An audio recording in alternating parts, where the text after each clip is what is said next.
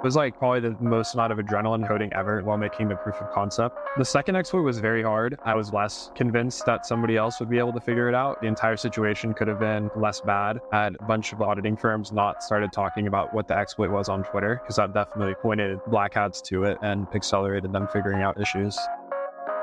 Scraping Bits is brought to you by the following sponsors.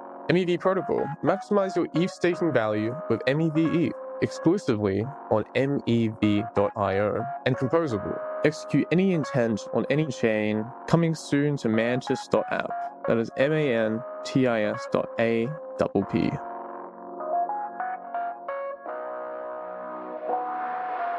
GM everyone, my name is Dagachi, the host of Scraping Bits, and today I'm with Addison Spiegel. How's it going? Pretty good, how are you? Hello everyone. Yeah, not too bad. It's great to have you on. I just did one with Brock from Flashbots, back to back, once again, starting the whole movement again. Just for the people that haven't heard of you before or just don't know you, who are you? Yeah, so I'm Addison. I'm the founder and CEO of ThunderHead. We call ourselves Ecosystem as a Service. We build out liquid staking tokens and general ecosystem tooling for newer blockchains. Myself, I'm a longtime entrepreneur. I've been starting small side hustles since I was like 8 years old. Been programming since I was 12. I'm also a student. I'm 18 and I'm currently a freshman at MIT studying computation and cognition. Oh, interesting. Why cognition? Like over my entire time in the crypto industry, I've obviously been able to observe how people react to economic incentives and how people with different kinds of backgrounds and different needs or priorities react differently to those. And I've always found that very fascinating. And so I'd like to explore that further. And it also extends beyond economic incentives and also into like how different people react to different managerial practices or how like different people react to different kinds of products. I think learning more about how the brain works fundamentally is pretty informative for all the things I want to do. Yeah, I'm pretty interested in stuff as well. So what do you really want to do in the future then? My longtime dream is to start and have like a series of several different kinds of companies. Starting companies and building new things is like my favorite thing to do. And so my goal is to start companies, make them self-sufficient, and then move on. Start a new one. Yeah, so it's kind of, I don't really have like any specific industries in mind. I just like building cool things that are impactful. And so it's kind of industry agnostic. Okay. Interesting.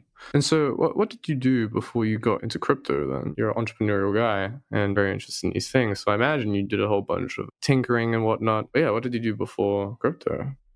Yeah, so I was either 15 or 16 when I got into crypto. Before that, I was just doing machine learning research on my own, taking online courses, random stuff like that. Never did anything super substantive. Built an evolution simulator, like a cellular evolution simulator, which was pretty cool. Built a reinforcement learning tic-tac-toe, which is kind of trivial, but it was cool at the time. Before that, I've just been like a long time tinker. I had several somewhat failed entrepreneurial startups as well. And then I've built several other software things before that. That's what I was primarily working on. And you mentioned ML, right? So this is a very hot topic, I think, especially in crypto and like cybersecurity. So I'm wondering, well, why didn't you pursue ML further and just kind of stop there? Yeah, it's actually really funny. My grandfather got me interested into machine learning from like a very young age. So I was first exposed to it when I was like in middle school. So I did like lots of research into it and learning about it. And my interest for it kind of just naturally petered out as I was like 15-ish. And it's funny, I remember telling my parents once that I was upset that I wasn't 5 years older because I had already missed out on all of the machine learning improvements that were made. And obviously we know how that went. But yeah, I don't know if that was a major factor, kind of just something I lost interest for. I hadn't even done calculus at the time. So all of my understanding of neural networks was just intuitive. And so I kind of reached a point where like I needed to have a stronger math background to understand things. So I kind of just moved on elsewhere. Interesting. I started my ML journey as well and getting into all the math stuff like linear algebra, calculus, probability and stat. It's pretty interesting. I think people don't really like math because they don't understand it. But once you start building an intuition for it, it's really quite fun.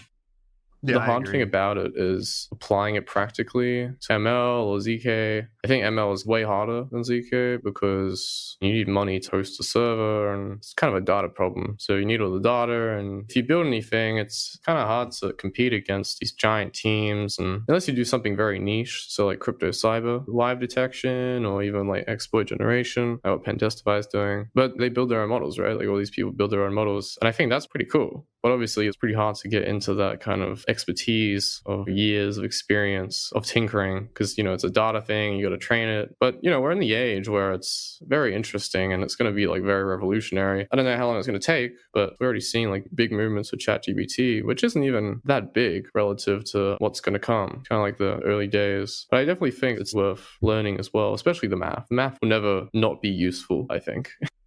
Yeah, for sure. And it's like funny going back and looking at various machine learning things I didn't understand back when I was researching it, now that I have the math background for it. And it's just such like a mind-blowing thing. But yeah, once you get like the intuition for the math, it becomes very... Yeah, it's very fun. And for me, I had to just force myself to do it because I knew the rewards later would become like way more fun once it starts clicking. It's kind of like learning a new language. Like if you're learning Rust or MEV, damn, it's so hard until it clicks and you actually solve something, get that first dopamine hit. It's like a never-ending cycle of like, I want to keep going. But yeah, you can get stuck in the theory for quite some time, become like a pure academic and never apply it. Yeah, for sure. I see a lot of people in that path. Yeah, it's unfortunate, I think. Don't apply it. Like imagine just doing math your whole life and then getting into AI. I think that would be pretty sick, but you got to do the practical stuff as well. What came next then? When you were in crypto, what were the next steps and how'd that progress? You did the curve discovery and then... Yeah, so I started ThunderHead in 2021. Okay, when you first got in. Yeah, so when I first got in, that's like the first thing I ever did in the industry. And it was to service the Pocket Network ecosystem. So for those that aren't aware, Pocket Network is a decentralized RPC network. So you can send an RPC request to Pocket Network rather than Infura for things like sending transactions or querying blockchain data. And rather than a centralized entity sending you the data, you have a decentralized network of nodes that does it. So we built out a staking as a service solution for them, primarily servicing institutional clients. We had like $70 million of Pocket staked and had approximately 15% of the staked supply. Built a variety of different ecosystem tools for them, built a block explorer, an RPC analytics tool to track the latency of various RPC providers. And most significantly, we built something called Lean Pocket in tandem with another community contributor. And ultimately, it allowed you to run any amount of validators per full node, which ended up saving the network $3 to $5 million a month in infrastructure costs. Yeah, that's insane. Yeah, it was pretty crazy why that didn't even exist to begin with, but that was probably one of the most impactful things to happen to the network. That's pretty crazy. And I think the idea behind ThunderHead is really smart, because I remember I was working on Hashgraph, which was another chain, but they didn't have any infrastructure. Like, you couldn't use Foundry, you couldn't fork the network to test. It wasn't like an Etherscan, it was just a really shitty block explorer. You couldn't read anything or even look at contracts. It's trying to implement some yield farming optimizers for the two protocols on it. It was just a horrible experience. I ended up like not doing it at all. Even though the opportunity was there, it was just way too hard dev experience wise. And something like ThunderHead is like the perfect solution, where you're just building all the infrastructure and whatnot for these chains that are just like starting up or don't have the infra to surround them and really build the ecosystem, which eventually just die, I think. So it was pretty good idea, actually. Yeah, that's exactly the niche we like to fill. A lot of newer networks, the team likes to focus a lot on the core protocol and less so on kind of the surrounding ecosystem, whether that's block explorers or analytical tools. And so that's what the role that we like to fill. And it also just bolsters the ecosystem as a whole, having another party contributing that's not the core team. And then we also contribute as well via liquid staking. For Pocket Network, we also launched a liquid staking token. I find liquid staking to be especially beneficial for newer networks, because most of these new networks that are coming online, they're primarily infrastructure networks, and they need to have a large amount of the supply staked in order to be economically secure. And liquid staking basically makes that super easy for anybody who's a holder to contribute to the security of the network. And so, yeah, we had one of those for Pocket Network with 18 million assets staked. We're actually launching another one soon for Chainflip, which is the next ecosystem that we're participating in. And that's with a Lido, right? Yeah, we're effectively building a Lido model for... Yeah, this is pretty impressive. I remember my first year, I just built like an exchange and like an NFT launchpad, and then I kind of got into MEV after that. But it seems like you really hit the nail on the head with finding an opportunity and capturing it. And I think a lot of protocols would want the service, I think. Are you maintaining it as well, or are you handing it over? Yeah, it ultimately depends on what the product is. It really just depends. Sometimes it's something we build that's we continually improve upon and maintain. Other times the team will just pay us to build something, and then once we build it, hand it off to them for maintenance. Obviously, the liquid staking tokens, we continually work on that and maintain them.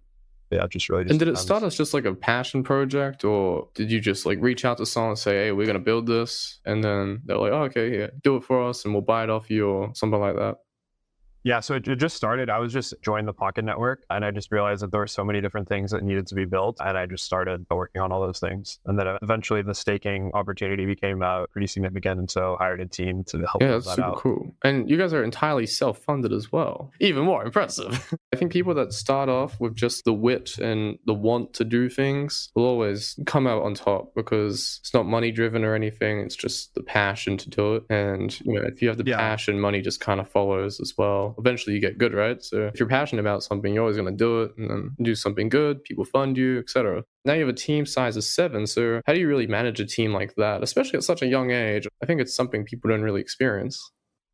Yeah, just back on the first thing, I think one of the key advantages of our company and culture as a whole is we always strive to like create value for the ecosystem at hand first and then like make money later. Like a lot of the things we've done have been like lost leaders or just things we kind of did to bolster the ecosystem. And then that indirectly comes back and be a network effect. So yeah. And then as far as the team goes, management's definitely been my single point of most growth throughout this entire time. It's very difficult to go from like not even working for someone to then managing several engineers. And so that's just something I was thrown into and had to figure it out, all the way from like barely being able to like specify what exactly I want done and having major confusion between the developer and me to like now having a more robust management system with like syncs and project management and specs and all of that stuff. It's been a lot of growth and how to figure that out. I think the main downfall of any company is actually the communication, because you can have the best developers in the world on the same team, but if you're not communicating and if someone's just slacking off or someone builds something or someone else is building the exact same thing, it's just like, what's happening? It all kind of goes to shit. It's like if you have a team of superstars in a sport, but they don't know how to play together, it's like, what's the point of the superstars then? You would rather have a team, like an average team, that can work well together. And, you know, engineering is a sport in that sense as well, in terms of like a team game. Sure, you can do it by yourself, but it comes to a point where you need to upscale and have everyone working efficiently and communicating and all that stuff. So it is a very good skill to have. Yeah, for sure. It's like sports teams that have great players and a shitty coach. I've learned that in a lot of instances, like poor performance and output is in a lot of instances a function of me, the manager, rather than the developer themselves. Because in a lot of instances, it's like something like I could have communicated something more clearly or thought something out to a deeper level or researched like the problem a little bit better. And that in some instances, like a much greater impact on productivity than something the developer could figure out themselves. That makes sense. And there was another thing that I've experienced is pair programming. Some other teams do this as well, is you pair people up, like the entire team, just pair programming, because then they're just kind of bouncing ideas together, and you know, if someone messes up, there's someone to correct them, and kind of like a tutor, except you're both the tutor. Yeah, we don't have anybody, we don't have like more than one person for a given role, so we've never tried that. I wanted to though, but it doesn't make sense for us to do. We have so many different projects that it's very rare that we have more than one person working on one. Yeah, that makes sense. So everyone's doing a project themselves for the company, basically, because you don't have enough staff, obviously. And these are not small projects as well. Okay. Yeah. Well, so like, for example, like stake flip, there's multiple components to that. You have like the Oracle, the smart contracts, the validators. Like one person does each of those things. So they kind of are working on the same project, but not the same task. When did you really find this curve exploit? This is one that was interesting because it was a compiler one that would have been there for a while. How long would that be in? Years, maybe months? Yeah.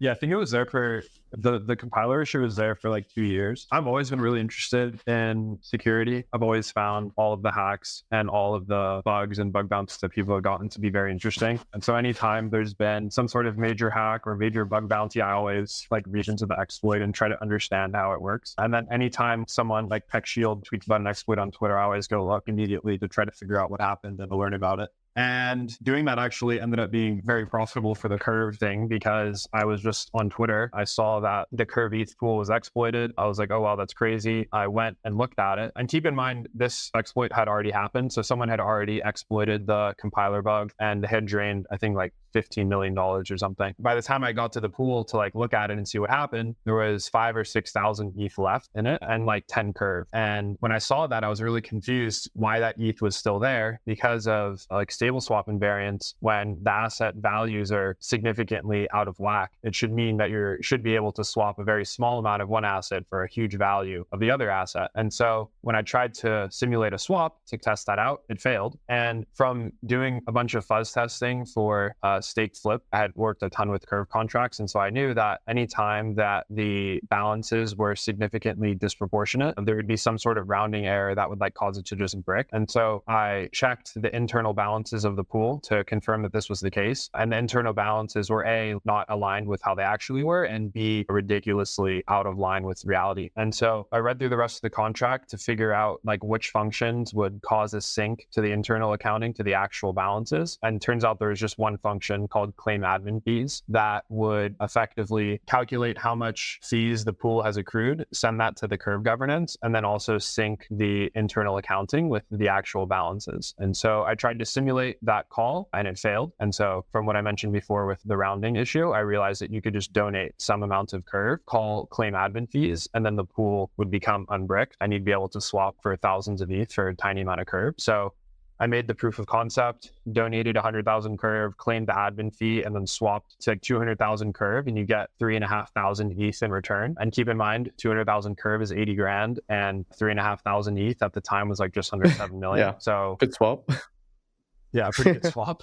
I'd never made an actual exploit before. I had just learned about it. And so I didn't want to try to execute this myself because that would likely lead to failure. So I tried to reach out to the Curve team. I didn't know anyone on the Curve team, so I just made a tweet on Twitter. Please, someone from the Curve team reach out to me. And then 10 minutes later, I was in talks with one of their devs, explained the issue to them, made the proof of concept, or showed him the proof of concept. Michael, the Curve founder, ended up DMing me to talk about it some more. And then once that issue was confirmed, I got invited to the Whitehat group where the story continues. Oh, yeah. Very interesting sequence of events. And it got even more interesting as well once you were in the group chat, right? It went for a couple of days, actually, this entire process.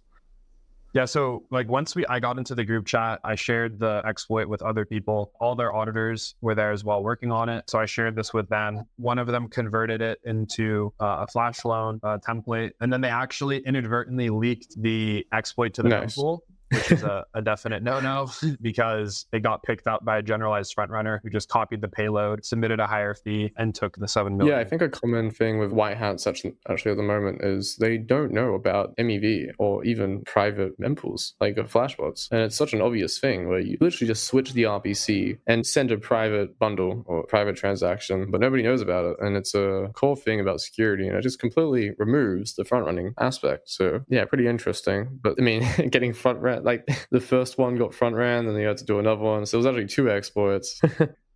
Yeah. So I think they intended to use the private mempool, and there was a Foundry environment misconfiguration where they weren't sure which RPC URL it was actually going to use. So you have one in the script, one in the environment, and one in the Foundry config. Like they weren't sure which one it used. That ended up getting front run by CopyBait. And I actually tweeted on Twitter that we got beat by 30 seconds or something like that. I forget what I said. And we said this at the time because we didn't even know that we had gotten front run. And we found out that we had gotten front run 3 hours later when someone on Twitter tweeted that we had gotten front run. The other person, I guess, didn't even realize. But yeah, that exploit ended up leaving 700 ETH left in the pool. And then that was what we spent like the next 5 days trying to. The next 5 days. It's like a... Yeah, I worked. That was probably the hardest I've worked. Probably top 3 hardest times I worked in terms of like time and effort and focus to recover. Yeah, you don't really hear about people. I mean, it's like all the money is there and it's like a race. That's a long time. 5 days of constant anxiety of can we get this money out before someone else does is something people would not experience. Nobody knows, they hit it, and then people know. But there's 2 exploits already. People must be looking for another one. And I think this is a time, there's people like mentioning the exploit before it was like even completely finished. So it was like a huge controversy on Twitter. Yeah, the first one I definitely felt that way because first exploit was more trivial. And so it was like probably the most amount of adrenaline ever coding ever while making the proof of concept. And the second exploit was very hard. I was less convinced that somebody else would be able to figure it out before we could. I think, as you said, the entire situation could have been significantly less bad had a bunch of like auditing firms not started talking about what the exploit was on Twitter, because that definitely pointed black hats to it and accelerated them figuring out issues. And when you're developing this proof of concept, what was really going through your mind of how were you making the decisions to do one input over another or one function before another function? What were you really doing to heuristically decide these sequences and orders of inputs? Yeah, so on the first one, there wasn't much you could have done differently. You had to donate some amount to get the claim admin fees to pass. And so I just tried a few values to get something that was like reasonably small. And I'll never forget the feeling of running that test case and seeing, like, you know, because when you have a proof of concept, like the first line, it's like attacker balance before, flash loan balance before, and then like attacker balance after, flash loan balance after. And I'll never forget like running that and seeing it increase by 3,500 ETH. That was like a completely surreal moment. I was like, there's no way this is real. Because that's something I'd only imagined to happen before being able to discover. And I feel like during that time, when you're faced with that amount of money at your fingertips, I'm sure the human instinct to go full greed kicks in, but then you have your ethics that you revert back to. I'm sure that would have happened to some degree, right? Actually, really? No. It just like doesn't make any sense to even try to actually steal money. Like even so, like outside of a moral standpoint, the moral thing is probably the first thing I go to. But even if you look at it like in terms solely of EV and like disregard your moral standpoint, first of all, it's like you can either exploit the money and take the full amount or get a bug bounty. And in terms of a bug bounty is maybe, it's obviously not even close to the full amount, 5 or 10%. But when you get to like that large of amount, your utility of having the entire exploit amount versus the bug bounty amount is not significantly different. And so when you justify the probability of getting caught exploiting it, which is extremely high, given that pretty much every single RPC is tracking IPs, every block builder is tracking your IP, any Chainalysis probably has broken Tornado Cash. There's no way to have complete on-chain privacy when you have governments and surveillance agencies after you. It just like when you calculate all those factors, it just literally 0 cents to do. And then on top of that, you have like the moral problems of stealing other people's money, which is just dumb. Yeah, so I'm sure these other people, when they see this large amount of money, it switches from like white hat to gray hat, or maybe they're just naturally black hat. And they're just like, oh, sick, let's do it. But, you know, these people are very naive in doing the exploits. So as you said, you know, everybody's tracking it. You got governments and whatnot. So you actually have to be smarter than these people, which good luck. You're formulating a massive plan and you know all the risks involved and what you really have to do, which is, you know, a lot of effort. But even then, you still have the anxiety of always looking over your back, not knowing whether your door's going to get kicked in, getting dragged to prison, or even like something maybe worse if you're in a different country. But yeah, like if you can do it once, you can do it again. Just keep doing those bug bounties. But yeah, it's interesting that you got into like cybersecurity. So why aren't you pursuing that? Yeah, if I wasn't so busy with Stool and ThunderHead, I would definitely be grinding bug bounties and competitive audits and solo audits, just because that whole space right now is like, there's a ridiculous imbalance between amount of capital that wants to find bugs and amount of people who are competent enough to look for them. Like you see solo auditors making 100, 200K a month doing this, and then you see people like finding 8-figure bug bounties. And so if I had more time, that's like the next best thing I would be doing. Oh yeah, definitely. I think it's probably one of the most interesting fields. I wouldn't be doing anything different from automating cyber, but I just find it's like where all the power is, and it's very difficult problems, so you never really get bored, and there's not a lot of people doing it, so it's very niche as well. And it kind of is just agnostic to everything as well. You know, everything is bytecode and binary, so you can kind of switch between languages and different fields like Web 2, Web 3, eventually cyber eventually AI when that comes into play as well. Like that'll be a new field, like AI cyber. So super keen to see all that play. But you know, you mentioned when you were first doing the proof of concepts, right? You had the admin fee claim, right? The admin earn. How did you, before you even knew that you needed that, how did you know the very first step was this imbalance? I mean, it just like maybe from XY equals K intuition. Like I opened up the pool, I saw 30 curve and like 4,000 ETH, and just my intuition from swapping on Uniswap told me that that's prime for a very profitable trade. Okay. So it was more about are the reserves correct? Is it not like rounding properly, etc., and then going from there, basically?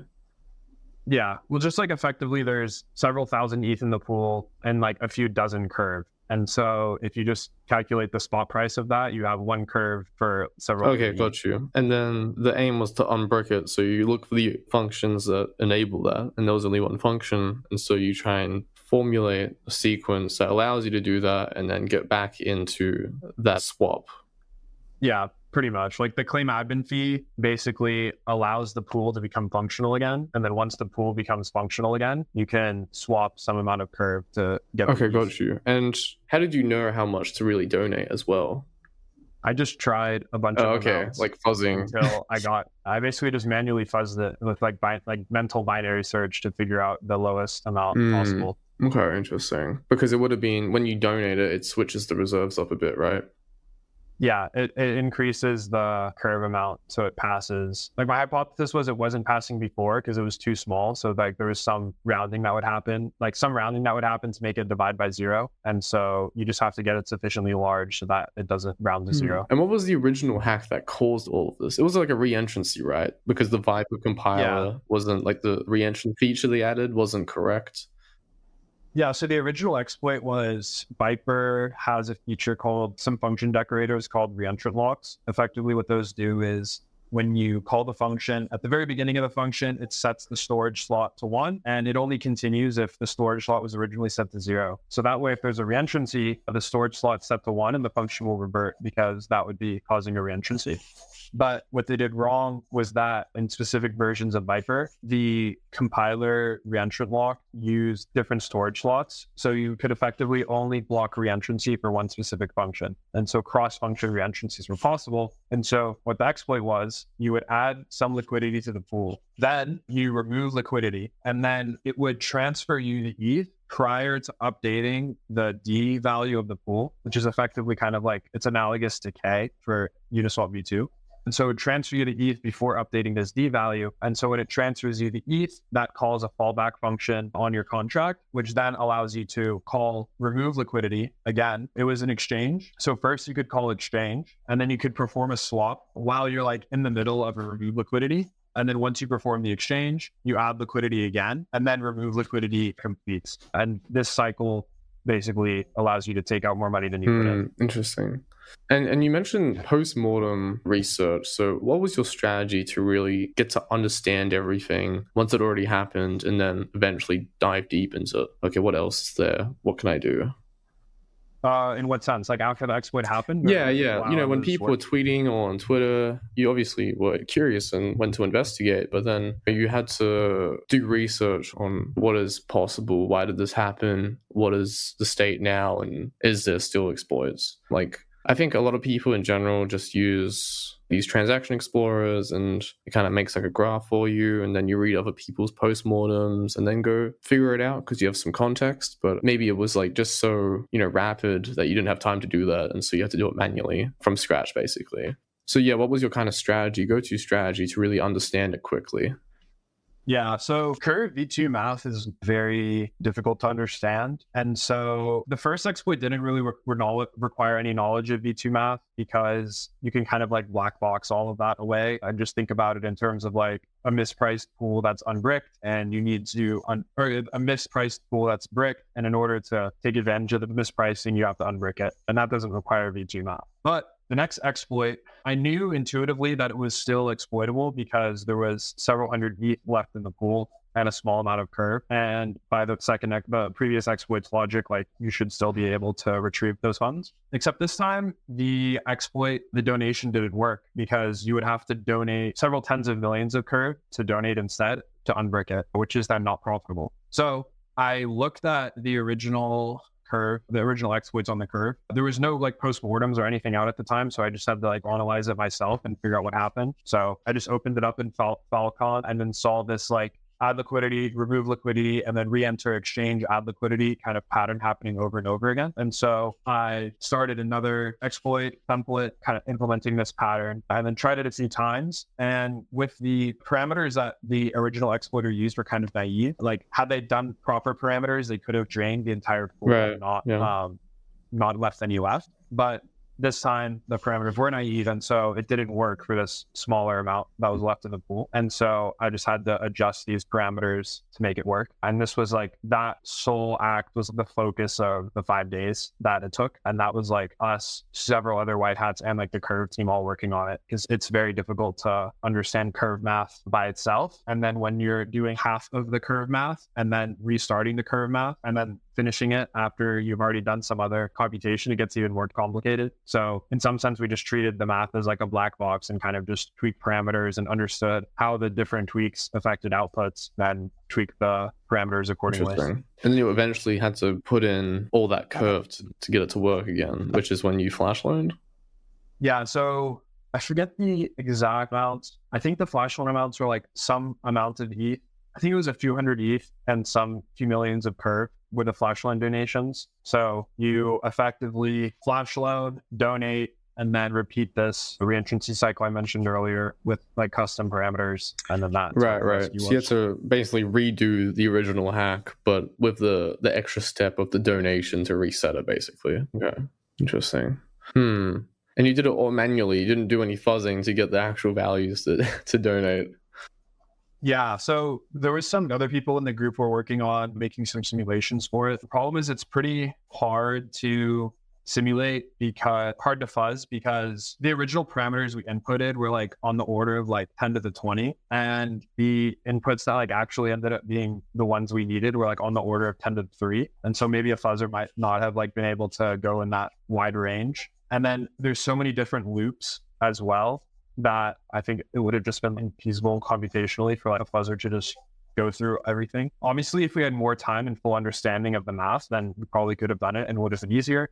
But in our instance, it wasn't. I had thought of doing some sort of like gradient descent where each step is some set of parameters to input to this loop, and then you want to maximize like the amount that you're pulling out. And it didn't end up working because the surface of this pool wasn't continuous, because if there were some parameters you could input that would withdraw like a super large amount of funds, but then it would brick the pool again, and so the next withdrawal wouldn't have been able to be successful. I think the thing with the math is if you put in one value, it kind of changes everything, and you have to be able to determine the relationship between that input value and the math behind it. So like the multiply, etc., like divide, all this stuff. And I think that's the hard part, because if you change it, all the ranges change, and then maybe conditionals later on no longer work.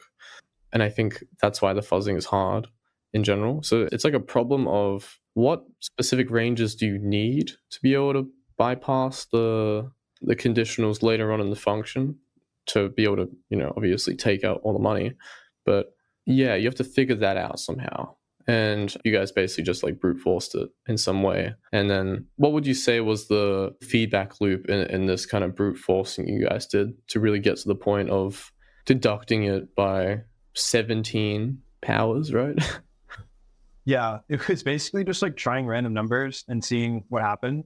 And ultimately we got it, like I got it kind of close to where I drained the pool within 70 ETH of being profitable.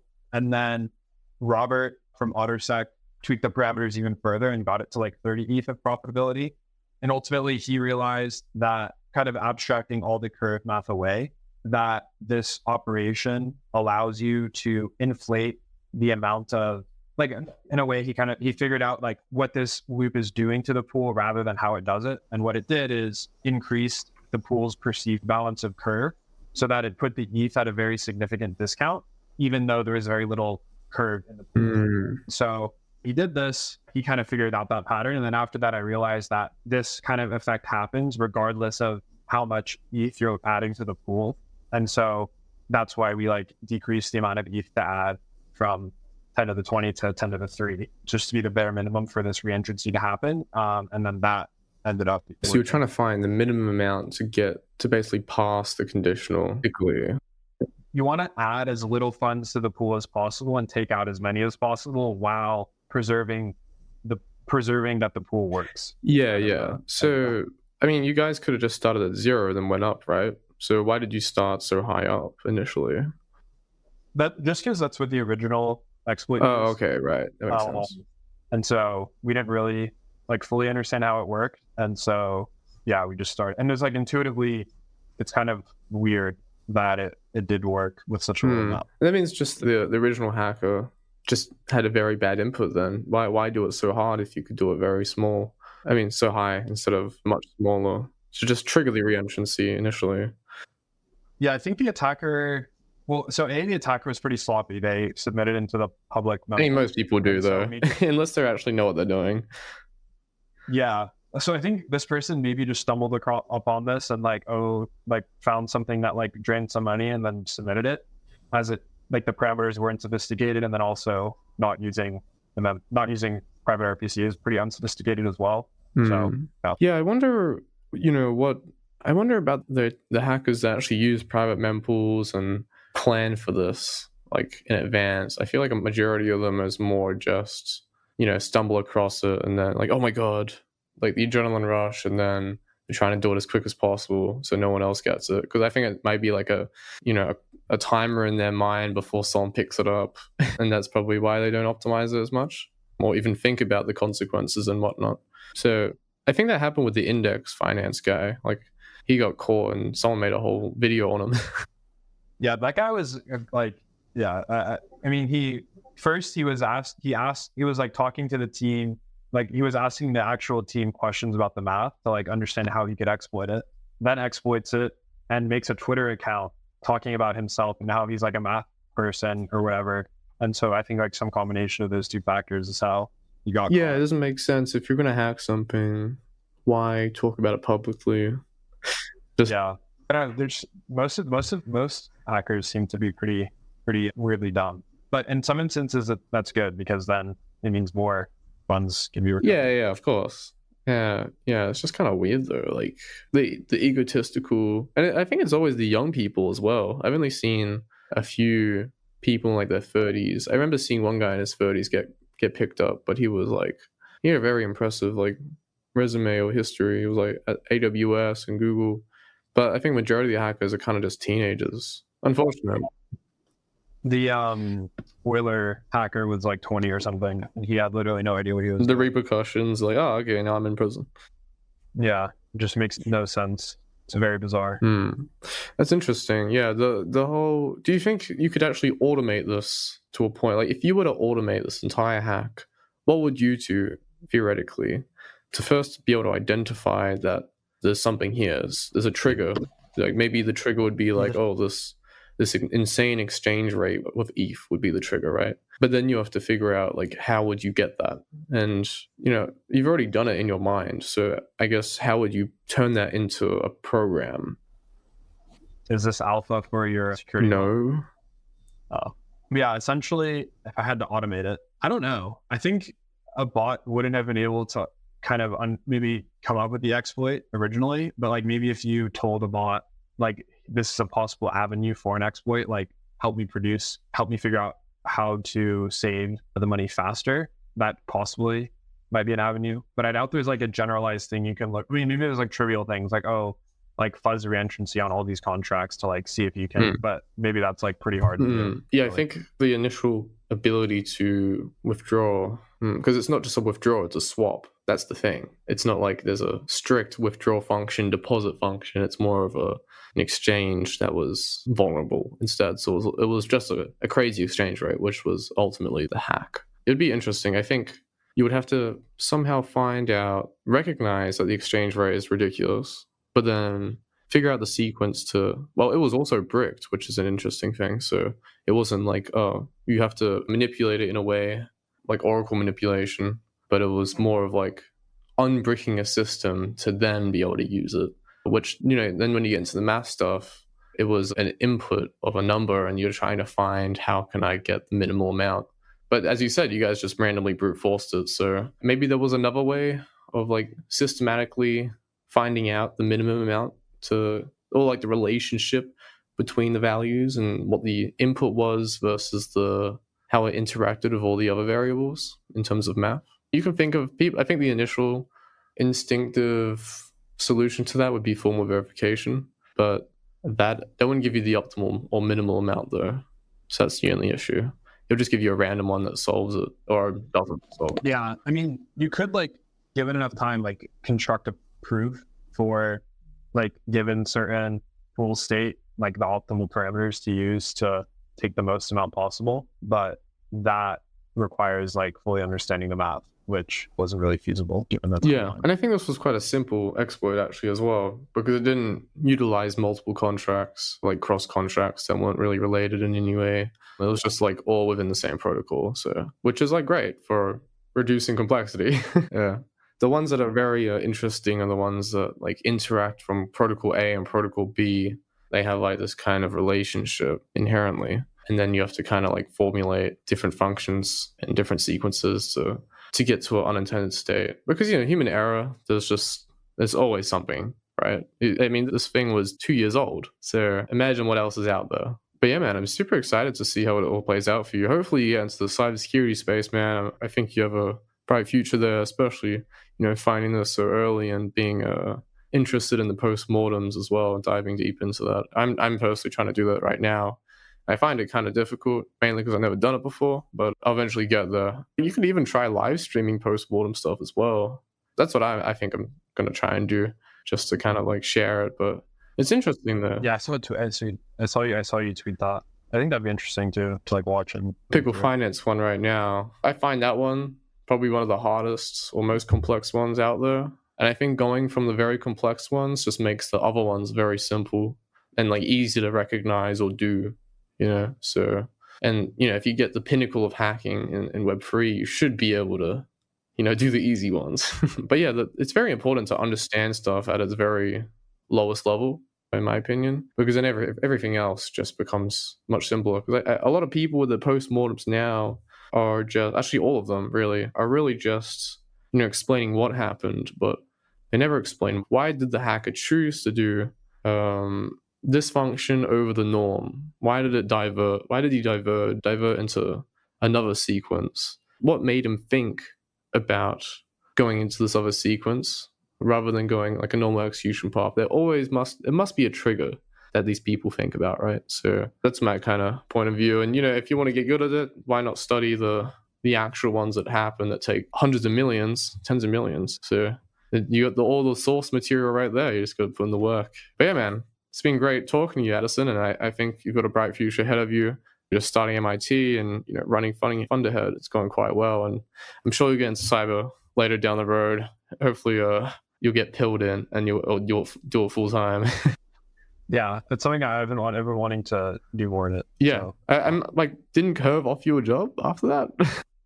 I did not have the ability to take that on and do it as well as I'd like to. Yeah, maybe down the road. But yeah, man, it's been a pleasure talking to you, and I really hope for the best in your journey. Thank you very much for having me on. Looking forward to staying in touch. Of course, yeah. We'll definitely have a chat later down the road as well. See how you all progress, do a little life update. But until then, That'll be great. Take care, and thanks for jumping on. Yep.